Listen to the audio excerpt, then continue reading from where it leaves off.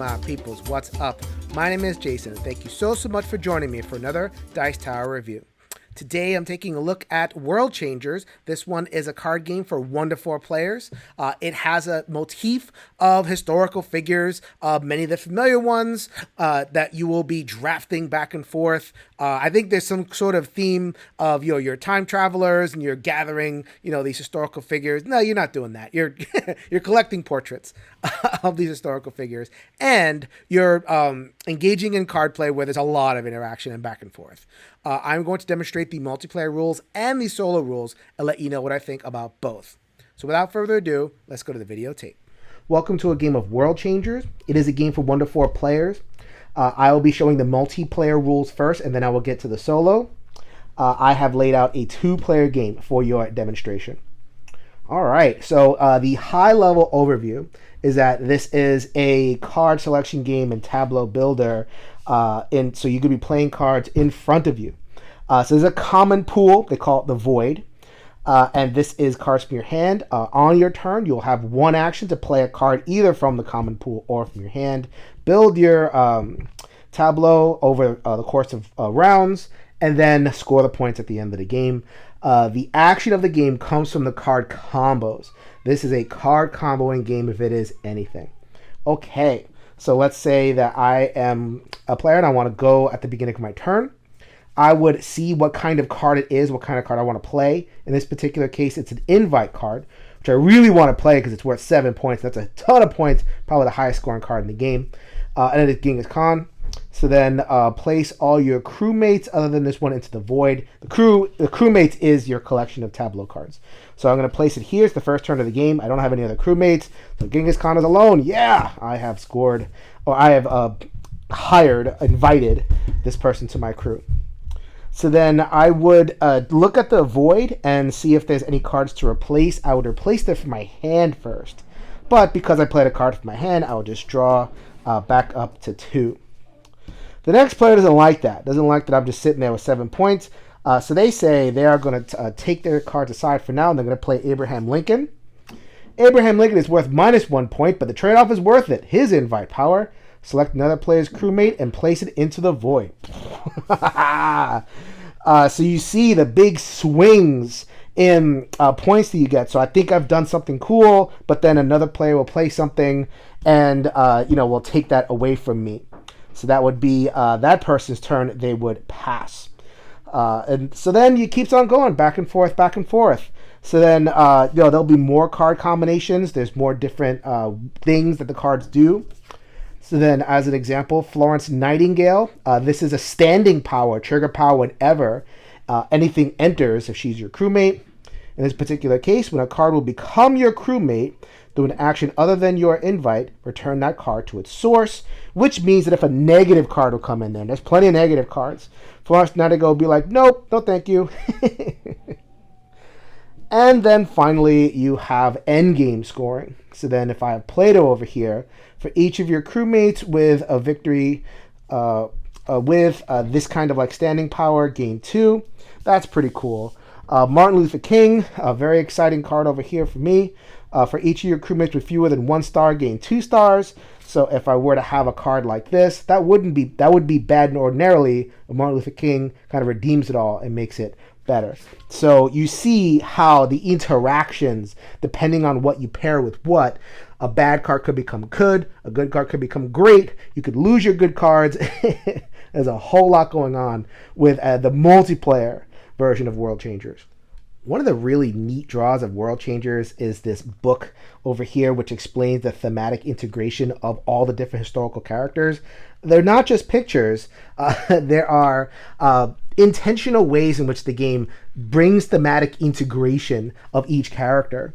So then you have a character like Florence Nightingale. She was a nurse. You get a little bit of a paragraph about what she actually was, a turn of the century nurse, or a turn of the 20th century nurse. But also they have the care and cure little thematic explanation. So then she would defend against people that are coming into your crew. The way that the game explains this, many people came to Florence Nightingale, some involuntarily because they were in need of medical care. She made sure that they were cured and could return to their lives. So, like, someone is coming in, she cures them and then sends them away. A little bit of thematic flavor right there, which I really appreciated. You have a couple of other characters like Maximilien de Robespierre, who was active in the French Revolution. Theirs is to exchange the card with the crewmate of another player, which in game terms is, the chaos that reigned in the French Revolution. A little bit of a stretch, but I appreciate the effort. And then there's this one, Johann Sebastian Bach, who has no effect. Bach's music just is. I mean, I appreciate the game for trying. This one's a super stretch, but why not? So either way, there is a lot of fun to be had in this book. Whether you buy the little thematic integration bits or not, I think it does a pretty good job overall. Solo rules, very easy, very resonant with the multiplayer rules, except for one key difference. So in terms of your play, nothing really changes. You do have an extra card in the void to make 4, but you're going to be either playing from your hand or the void just as normal. So if I play from the void, then that would be a legal play. Or if I could just play from my hand, let's say I wanted to play Notre Dame for some reason, I would actually take a card from the void to make 2 from my hand. Either way, let's say I played Sebastian Bach, go ahead and take that.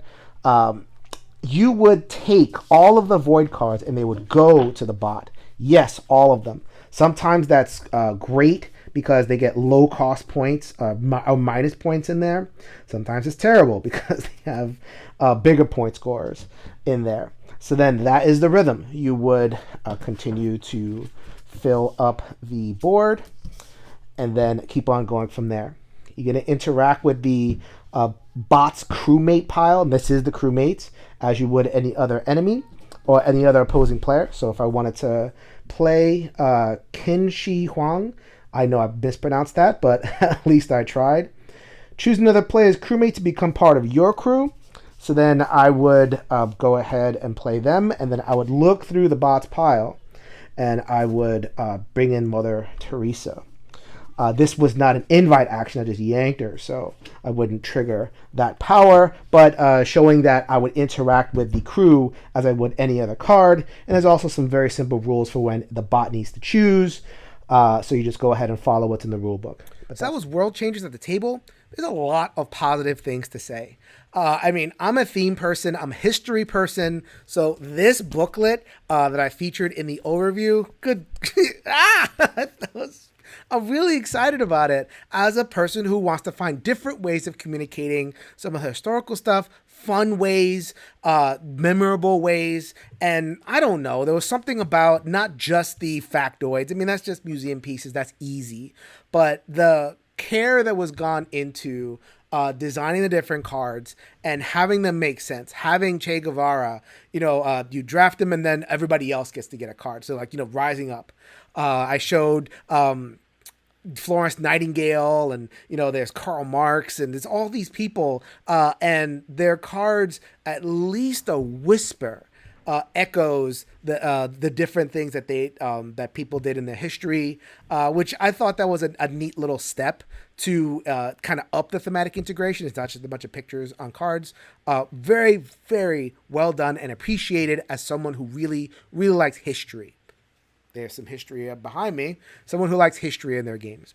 But you're here for the gameplay, right? And the gameplay at the multiplayer level is pretty solid. It is a back and forth card game. There are massive swings. There is... I kind of prefer it at the larger player count. And that's a preference thing because it's a little bit more freewheeling. You play your card and then people are going to go and, the tableau is going to look a lot different. The void's going to look a lot different. And then you're back and then you got to see tactically what you can do to kind of set yourself up for, success in the short term. So I appreciate that kind of gameplay. I'm not a person that kind of has the trees like a chess player. You kind of need that to enjoy it at a low player count, especially at 2, because if they take that, you're really gonna get into that. that, I mean, if that's your fun, then absolutely, that's cool. But as a higher player count person, those interactions are really, really awesome. The reversals are really, really awesome. Going, as I demonstrated in the overview, from 7-0 back to 5 or whatever it is, that will happen. Get used to that. What I really appreciate, though, is that I really feel like, having played this game multiple times, multiple scenarios, the best player will win. It's not just a random fest. Even at that higher player count, we had a situation where the one person was just winning more often, and they felt confident. They were explaining what they were looking at. And so, it's great for a game to pull that off, where it's just, kind of loosey and changes from round to round. But if the person is riding with it and is aware of the cards and aware of the interactions, then you could win. And what more do you want than that? Very excellent way they pulled that off in a very, very simple, very short. Look at this. This could have been a card deck. This is the most meaningful game components. Now we get to the solo. So this is a real bugaboo of mine. This really breaks my heart, because I don't want to just kind of spout off and say negative stuff about a game that's actually pretty good otherwise, thematically and mechanically. But if you are going to list a player count of 1 to 4, then all the player counts should be at least a little bit similar. The solo mode here it basically takes the game and almost cuts it in a third. And it's like, here you go. You have a third of a game, because there's many cards that you're not going to draft at all. Not even going to look at them. There's many cards that maybe you would look at, but the way that the cards interact with the void. So, you have cards, okay, put cards in the void, put cards here, put cards there, but then the bot just sweeps up whatever's in the void and takes it. So it's like, what did I do all that manipulation for? The bot was going to end up with whatever card anyway. And I really wanted to like it. I love card games. I love history games, solo games. I just felt like it was all ready for me to enjoy. This is a multiplayer game with a highly tacked on solo mode. I do feel like that there is a good solo mode in the design of this thing. Like, some of the cards could be in solo, do this, and this. Or, a wrinkle on the bot just hoovering up that void. That would have helped a little bit too. I'm not a designer, but I've played a lot of these solo card games. I know it's potentially there, but as it's written right now, this is a 2 to 4 player game. The solo mode. So my little PSA to all the solo lovers out there that don't get sucked into this one if you're coming at this just for solo. So final thoughts. This might not be a fair of me, because 2 to 4, I really enjoyed this game, and the thematics of it I really enjoy.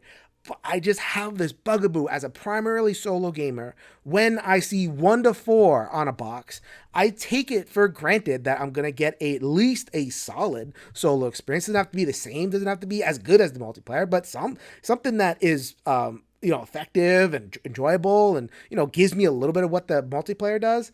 Not here.